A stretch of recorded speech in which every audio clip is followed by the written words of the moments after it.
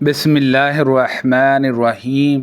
ابو عمار شداد بن عبداللہ اور جہجیہ بن ابی کثیر نے ابو امامہ سے روایت کی۔ حکرمہ نے کہا، شداد ابو امامہ وصالہ رضی اللہ عنہما سے مل چکا ہے۔ وہ شام کے سفر میں حضرت انس رضی اللہ عنہ کے ساتھ رہا اور ان کی فضیلت اور خوبی کی تعریف کی۔ حضرت ابو امامہ رضی اللہ عنہ سے روایت ہے، انہوں نے کہا، عمرو بن ابسہ سلمی رضی اللہ عنہ نے کہا، میں جب اپنی جاہلیت کے دور میں تھا تو یہ بات سمجھتا تھا کہ لوگ گمراہ ہیں، اور جب وہ بتوں کی عبادت کرتے ہیں تو کسی سچی چیز دین پر نہیں۔ پھر میں نے مکہ کے ایک آدمی کے بارے میں سنا کہ بہت سی باتوں کی خبر دیتا ہے۔ میں اپنی سواری پر بیٹھا اور ان کے پاس آ گیا۔ اس زمانے میں رسول اللہ صلی اللہ علیہ وسلم چھپے ہوئے تھے۔ آپ کی قوم کے لوگ آپ کے خلاف دلیر اور جری تھے۔ میں ایک لطیف تعبیر اختیار کر کے مکہ میں آپ کی خدمت میں حاضر ہوا اور آپ سے پوچھا، آپ کیا ہیں؟ آپ نے فرمایا، میں نبی ہوں۔ پھر میں نے پوچھا، نبی کیا ہوتا ہے؟ آپ نے فرمایا، مجھے اللہ نے بھیجا ہے۔ میں نے کہا، آپ کو کیا پیغام دے کر بھیجا ہے؟ آپ نے فرمایا، اللہ تعالیٰ نے مجھے صلہ رحمی، بتوں کو توڑنے، اللہ تعالیٰ کو ایک قرار دینے اور اس کے ساتھ کسی چیز کو شریک نہ ٹھہرانے کا پیغام دے کر بھیجا ہے۔ میں نے آپ سے پوچھا، آپ کے ساتھ اس دین پر اور کون ہیں؟ آپ نے فرمایا، ایک آزاد اور ایک غلام۔ کہا، آپ کے ساتھ اس وقت ایمان لانے والوں میں سے ابو بکر اور بلال رضی اللہ عنہما تھے۔ میں نے کہا، میں بھی آپ کا متابع ہوں۔ فرمایا، تم اپنے آج کل کے حالات میں ایسا کرنے کی استطاعت نہیں رکھتے۔ کیا تم میرا اور لوگوں کا حال نہیں دیکھتے؟ لیکن ان حالات میں تم اپنے گھر کی طرف لوٹ جاؤ، اور جب میرے بارے میں سنو کہ میں غالب آ گیا ہوں تو میرے پاس آ جانا۔ کہا تو میں اپنے گھر والوں کے پاس لوٹ آیا، اور بعد ازاں رسول اللہ صلی اللہ علیہ وسلم مدینہ تشریف لے گئے۔ میں اپنے گھر ہی میں تھا۔ جب آپ مدینہ تشریف لائے تو میں بھی خبریں لینے اور لوگوں سے آپ کے حالات پوچھنے میں لگ گیا، حتیٰ کہ میرے پاس اہل یثرب مدینے والوں میں سے کچھ لوگ آئے تو میں نے پوچھا، یہ شخص جو مدینے میں آیا ہے، اس نے کیا کچھ کیا ہے؟ انہوں نے کہا، لوگ تیزی سے ان کے دین کی طرف بڑھ رہے ہیں۔ آپ کی قوم نے آپ کو قتل کرنا چاہا تھا، لیکن وہ ایسا نہ کر سکے۔ اس پر میں مدینے آیا اور آپ کی خدمت میں حاضر ہوا اور عرض کی، اے اللہ کے رسول، کیا آپ مجھے پہچانتے ہیں؟ آپ نے فرمایا، ہاں، تم وہی ہو؟ ہاں، جو مجھ سے مکہ میں ملے تھے۔ کہا تو میں نے عرض کی، جی ہاں۔ اور پھر پوچھا، اے اللہ کے نبی صلی اللہ علیہ وسلم، مجھے وہ سب بتائیے جو اللہ نے آپ کو سکھایا ہے، اور میں اس سے ناواقف ہوں۔ مجھے نماز کے بارے میں بتائیے۔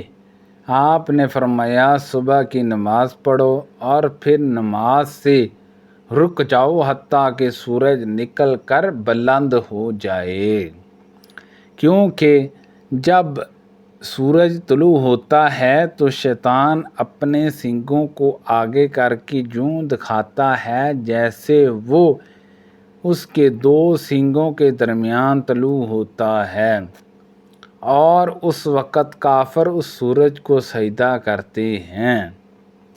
اس کے بعد نماز پڑھو، کیونکہ نماز کا مشاہدہ ہوتا ہے اور اس میں فرشتے حاضر ہوتے ہیں، جہاں تک کہ جب نیزے کا سایہ اس کے ساتھ لگ جائے، سورج بالکل سر پر آ جائے تو پھر نماز سے رک جاؤ، کیونکہ اس وقت جہنم کو ایندھن سے بھر کر بھڑکایا جاتا ہے۔ پھر جب سایہ آگے آ جائے، سورج ڈھل جائے تو نماز پڑھو، کیونکہ نماز کا مشاہدہ کیا جاتا ہے اور اس میں حاضری دی جاتی ہے، حتیٰ کہ تم عصر سے فارغ ہو جاؤ، پھر نماز سے رک جاؤ جہاں تک کہ سورج پوری طرح غروب ہو جائے، کیونکہ وہ شیطان کے 2 سینگوں میں غروب ہوتا ہے، اور اس وقت کافر اس کے سامنے سجدہ کرتے ہیں۔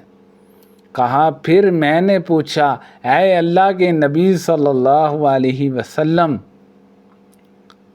تو وضو مجھے اس کے بارے میں بتائیے۔ آپ نے فرمایا، تم میں سے جو شخص بھی وضو کے لیے پانی اپنے قریب کرتا ہے، پھر کلی کرتا ہے اور ناک میں پانی کھینچ کر اسے جھاڑتا ہے تو اس سے اس کے چہرے، منہ اور ناک کے نتنوں کے گناہ جڑ جاتے ہیں۔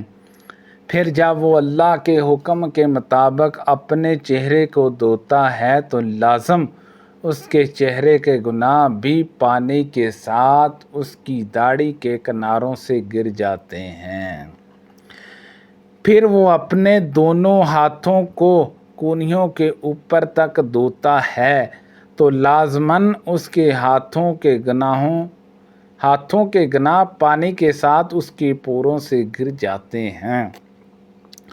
پھر وہ سر کا مسح کرتا ہے تو اس کے سر کے گناہ پانی کے ساتھ اس کے بالوں کے اطراف سے زائل ہو جاتے ہیں۔